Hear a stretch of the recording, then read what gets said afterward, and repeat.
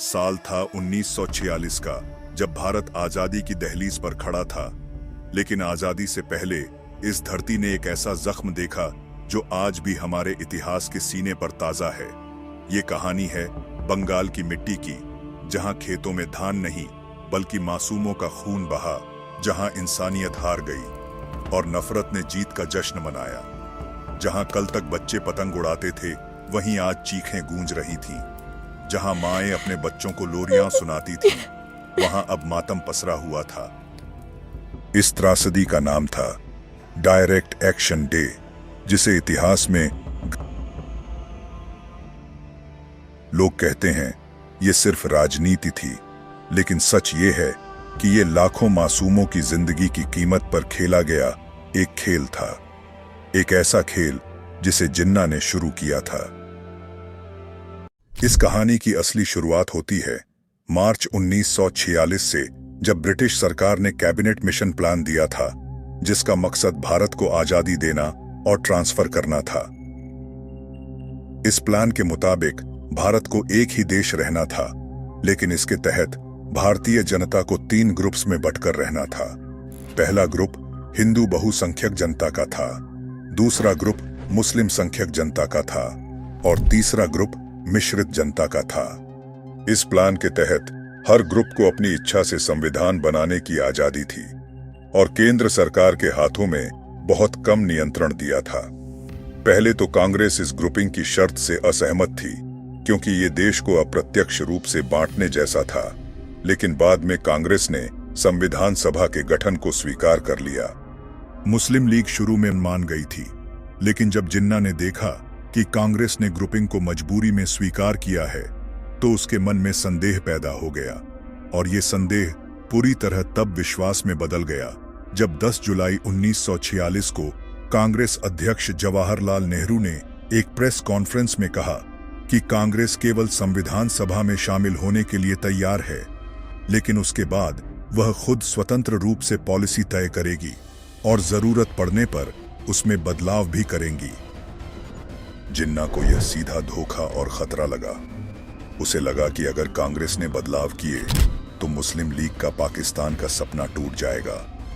उसने समझा कि कांग्रेस मुस्लिम लीग को दरकिनार करके सत्ता अपने हाथ में ले लेगी। जिसके बाद जिन्ना ने मुस्लिम लीग की काउंसिल में ऐलान किया, हम पाकिस्तान मांगते हैं और उसे हासिल करके रहेंगे। तो क्या हुआ? अगर हमें यह शांतिपूर्ण तरीके से नहीं मिला तो अब हम बलपूर्वक लेंगे। मैं ऐलान करता हूं 16 अगस्त को मुस्लिम लीग डायरेक्ट एक्शन डे को अंजाम दे। जिन्ना ने डायरेक्ट एक्शन डे के लिए कोलकाता शहर को चुना, क्योंकि बंगाल में मुस्लिम लीग की सरकार थी और बंगाल में उस समय हुसैन शहीद सुहरावर्दी प्रधानमंत्री थे, जो मुस्लिम लीग के नेता और जिन्ना के कट्टर समर्थक थे। मतलब पूरा राज्य, सरकार मशीनरी मुस्लिम लीग के इशारे पर काम कर सकती थी। कोलकाता एक मिश्रित आबादी वाला शहर था। यहाँ हिंदू और मुस्लिम दोनों ही बड़ी संख्या में रहते थे। जिन्ना को पता था कि अगर यहाँ आंदोलन हुआ तो हिंदू मुस्लिम दंगे आसानी से भड़क सकते हैं। इससे भारत के विभाजन की मांग और तेज हो सकती थी। दूसरा कारण कोलकाता को चुनने का यह था कि कोलकाता उस समय भारत का सबसे बड़ा औद्योगिक और व्यापारिक शहर था। यहाँ दंगा और अस्थिरता फैलाकर जिन्ना दुनिया को दिखाना चाहते थे कि मुसलमान हिंदुओं के साथ शांति से नहीं रह सकते, इसलिए अब उन्हें एक अलग देश चाहिए। जिन्ना ने 16 अगस्त का दिन ही क्यों चुना? क्योंकि उस समय हिंदू मुस्लिम समाज में धार्मिक मतभेद पहले से मौजूद थे। रमजान का महीना चल रहा था, ईद ए मिलाद उन नबी का जन्मदिन पास आ रहा था। ऐसे में मुस्लिम लीग के नेताओं ने इस धार्मिक उत्साह को राजनीतिक आंदोलन से जोड़ दिया। 16 अगस्त शुक्रवार का दिन था।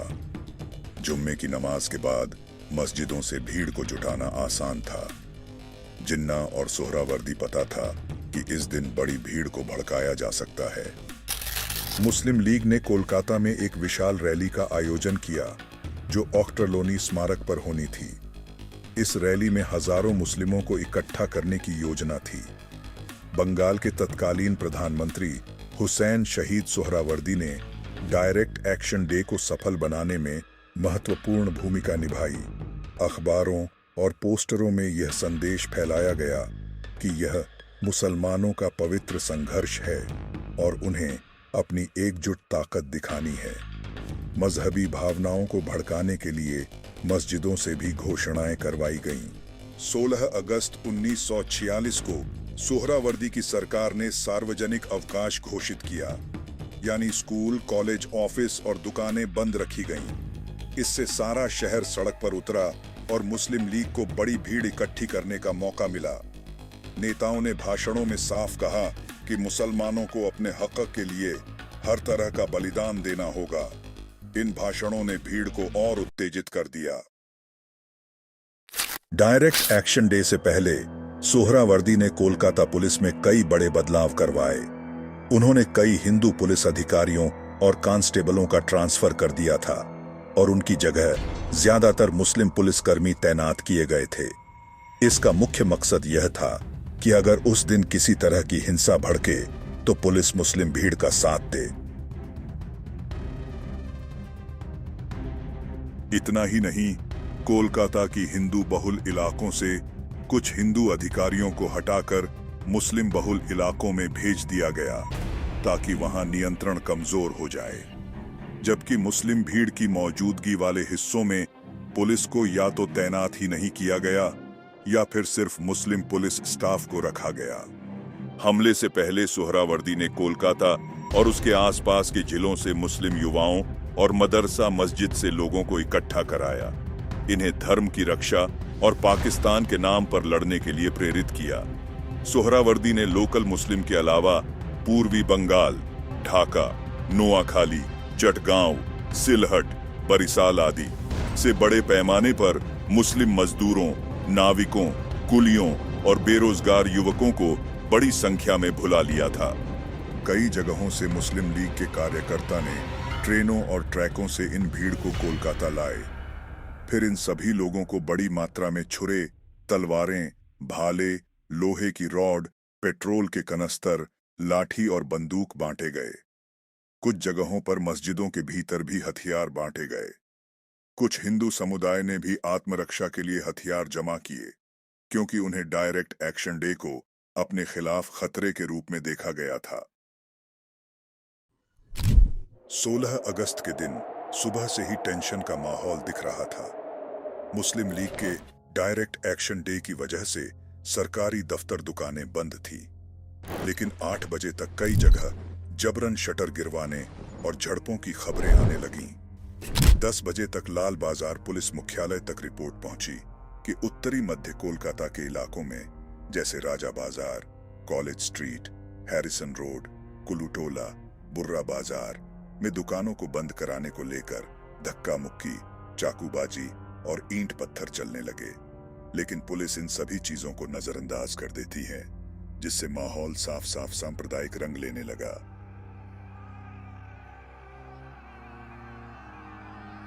धीरे धीरे भीड़ जमा होने लगी, लाठी डंडे निकले और देखते देखते उत्तर कोलकाता दंगाई मैदान बन गया। 11 बजे हैरिसन रोड पर पुलिस ने पहली बार फायर किया। फिर टियर गैस से भीड़ हटाने की कोशिश हुई। 12 बजे तक सियालदह से श्याम बाजार तक हर गली कूचे में ईंट पत्थर और भिड़ंत होती हुई दिख रही थी। दोपहर की नमाज के बाद ऑक्टरलोनी स्मारक पर हजारों लोग जमा हुए। अनुमान के अनुसार 30,000 से 1 लाख मुस्लिम लोग इस रैली में शामिल थे। सोहरावर्दी और अन्य मुस्लिम लीग नेताओं जैसे ख्वाजा नजीमुद्दीन ने भाषण दिए। इन भाषणों में पाकिस्तान की मांग को बल देने के साथ साथ हिंदू विरोधी नारे लगाए गए और सोहरावर्दी ने कथित तौर पर कहा, हमें वह सब कुछ चाहिए जो हमारा हक है और हम इसे लेकर रहेंगे। रैली के बाद मुस्लिम भीड़ शहर के विभिन्न हिस्सों में फैल गई। दोपहर 2 बजे के आसपास हिंदू बहुल इलाकों में हमले शुरू हुए। राजा बाजार और बर्रा बाजार में हिंदू दुकानों पर लूटपाट और आगजनी की घटनाएं शुरू हुई। मुस्लिम भीड़ ने हिंदू दुकानों और घरों को निशाना बनाया। देखते ही देखते चाकू, तलवारें, लाठियां और पत्थरों का इस्तेमाल आम हो गया। कुछ जगहों पर पेट्रोल बम भी फेंके गए।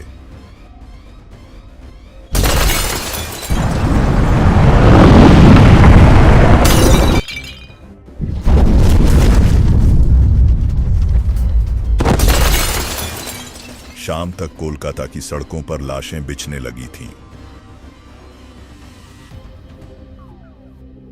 दोनों समुदायों के बीच हिंसा अनियंत्रित हो गई। हिंदू और मुस्लिम भीड़ एक दूसरे पर हमला कर रही थी। बर्रा बाजार भी एक हिंदू बहुल व्यापारिक क्षेत्र था, जहां मुस्लिम भीड़ ने बड़े पैमाने पर लूटपाट और आगजनी की। दुकानों को जलाया गया और कई हिंदू व्यापारियों की हत्या कर दी गई। केला बागान और राजा बाजार, इन मिश्रित इलाकों में भी दोनों समुदायों के बीच खूनी झड़पें हुईं और यहां सबसे ज्यादा मौतें हुईं। वहां मौजूद पुलिस ने कोई प्रभावी कार्रवाई नहीं की। पुलिस ने केवल हिंदू लोगों की लाशें हटाने का काम किया।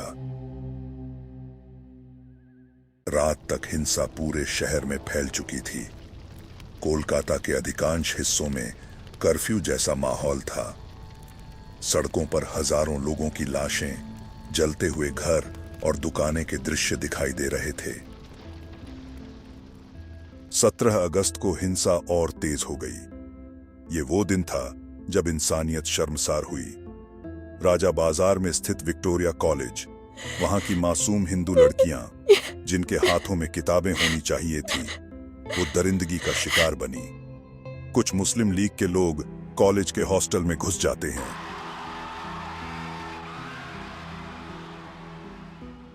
उनके बालों को पकड़कर घसीटते हैं, उनके कपड़े फाड़ते हैं और तो और ये दरिंदे जबरदस्ती कॉलेज की मासूम 4 लड़कियों को हैवानियत का शिकार बनाकर उनके बॉडीज को हॉस्टल की विंडो से बांध देते हैं।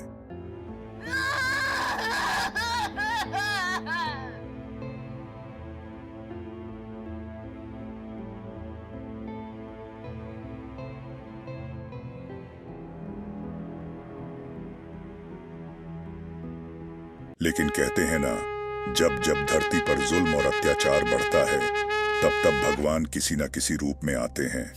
और हुआ भी बिल्कुल ऐसा ही। मुस्लिम लोगों का अत्याचार खत्म करने के लिए सामने आए गोपाल चंद्र मुखोपाध्याय, जो एक बंगाली ब्राह्मण हिंदू थे।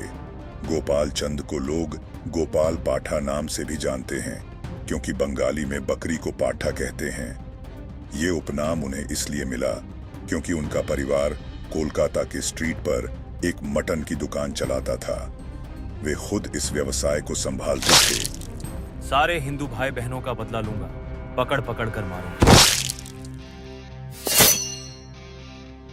और पेशे के अलावा गोपाल पाठा एक पहलवान थे और अनुशीलन समिति के सदस्य थे, जो ब्रिटिश शासन के खिलाफ सशस्त्र क्रांतिकारी गतिविधियों में शामिल एक संगठन था।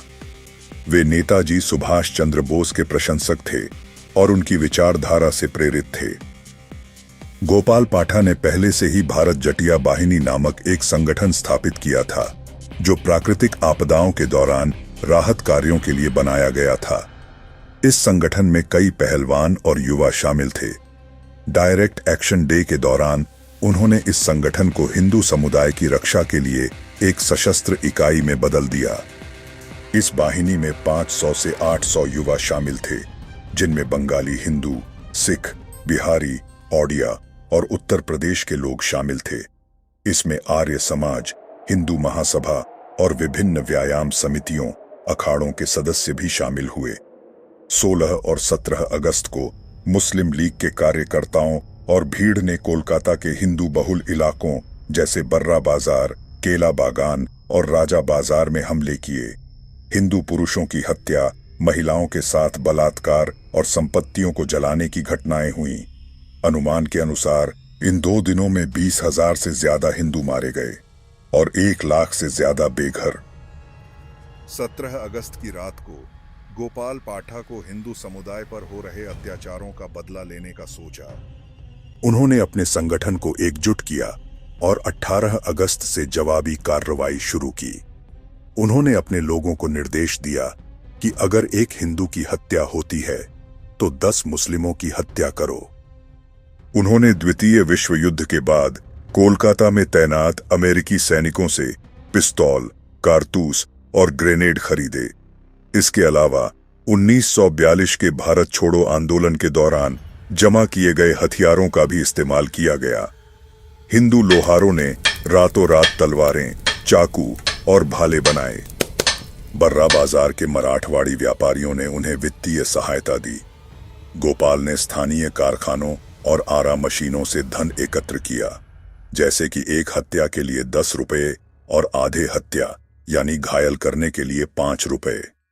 उन्होंने हिंदू बहुल इलाकों की रक्षा के लिए पहले रक्षात्मक रुख अपनाया, फिर मुस्लिम बहुल इलाकों जैसे मेटिया ब्रुज और पार्क सर्कस में जवाबी हमले किए। उन्होंने मुस्लिम नेशनल गार्ड के सदस्यों को विशेष रूप से निशाना बनाया। गोपाल पाठा ने अपने लोगों को सख्त निर्देश दिए कि वे मुस्लिम महिलाओं, बच्चों और बुजुर्गों पर हमला न करें। उन्होंने कहा, महिलाओं के साथ दुर्व्यवहार करने से कोई जीत नहीं मिलती। हमारी संस्कृति में रावण भी ऐसा करने के कारण नष्ट हुआ था। उन्होंने अपने समूह को लूटपाट से भी मना किया ताकि उनकी कार्रवाई को नैतिक आधार मिले। गोपाल पाठा की जवाबी कार्रवाई ने हिंदू बहुल इलाकों को और नुकसान से बचाया। 18 अगस्त से शुरू हुए उनके हमलों ने मुस्लिम लीग के कार्यकर्ताओं को दौड़ा दौड़ा कर मारा। गोपाल पाठा और उनके साथियों ने मिलकर मुस्लिम लीग के छक्के छुड़ा दिए।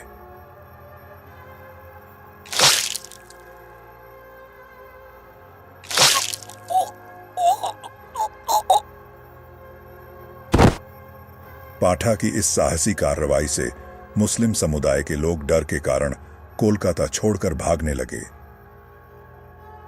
दोबारा हमारी धरती पर पैर मत रख देना, फाड़ दूंगा सबको। मुस्लिम लीग और बंगाल के मुख्यमंत्री हुसैन शहीद सोहरावर्दी की योजना थी कि कोलकाता को मुस्लिम बहुल बनाकर इसे पाकिस्तान में शामिल किया जाए, लेकिन गोपाल पाठा की अगुवाई में हिंदू प्रतिरोध ने इस योजना को विफल कर दिया। 19 अगस्त तक हिंसा कम होने लगी और 21 अगस्त को ब्रिटिश सरकार ने बंगाल में वायसराय शासन लागू कर दिया, जिससे स्थिति नियंत्रित हुई। गोपाल पाठा की कार्रवाइयों ने इस समय तक मुस्लिम लीग के आक्रामक अभियान को पूरी तरह कमजोर कर दिया था। जहां एक तरफ पूरा देश गोपाल पाठा की इस जवाबी कार्रवाई से खुश था, तो वही गांधी जी गोपाल पाठा की इस हिंसक कार्यवाही से पूरी तरह असहमत थे। गांधी जी हिंसा के बिल्कुल विरुद्ध थे, तो इसके लिए वह कोलकाता गए।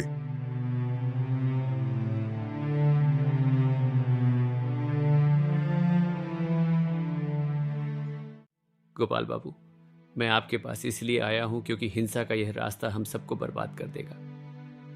कोलकाता में जो हुआ वह दिल को चीर देने वाला है, लेकिन हिंसा का जवाब हिंसा से देना गलत है। अहिंसा का रास्ता अपनाओ, अपने हथियार फेंक दो और अपने लोगों को भी समझाओ। बापू, आप यह सब देखकर भी अहिंसा की बातें कर रहे हैं? जब वे लोग, मुस्लिम लीग के लोग, हमारे मोहल्लों में आए, हमारे घर जलाए, हमारी औरतों और बच्चों को मारा, तब आप कहां थे? हमने किसी से लड़ाई नहीं की थी, लेकिन तब भी उन्होंने हम पर हमला किया। मैंने जवाबी कार्रवाई की, अपने लोगों को बचाया। ये हथियार, ये हमारी रक्षा है। मैं इन्हें नहीं फेंकूंगा। वे फिर आएंगे और मैं फिर मारूं। बेटा गोपाल, मैं तुम्हारा दर्द समझता हूं। मैंने भी यह हिंसा देखी है, लेकिन याद रखो, हिंसा से हिंसा का चक्कर कभी खत्म नहीं होता। अहिंसा ही सच्चा बल है। मैं अपने मुसलमान भाइयों को भी यही कहता हूं, शांति रखो, हमें सबको मिलकर रहना है। तुम हथियार फेंक दो, मैं गारंटी देता हूं कि मैं मुस्लिम नेताओं से बात करूंगा। यह देश जल्द ही आजाद होने वाला है, हिंसा से नहीं, अहिंसा से। अहिंसा से?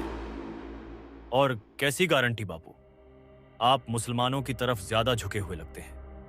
जब वे हमारे लोगों को मार रहे थे, आपने उन्हें नहीं रोका, लेकिन जब हमने अपनी रक्षा की, तो अब हमसे अहिंसा की बात कर रहे हैं। यह एक ही शर्त पर होगा। आप मुझे लिखकर दो कि ऐसा दोबारा कभी नहीं होगा। लिखिए कि मुस्लिम लीग के लोग हम पर हमला नहीं करेंगे। वादा कीजिए कि हमारे लोग सुरक्षित रहेंगे, तब मैं हथियार फेंक दूंगा।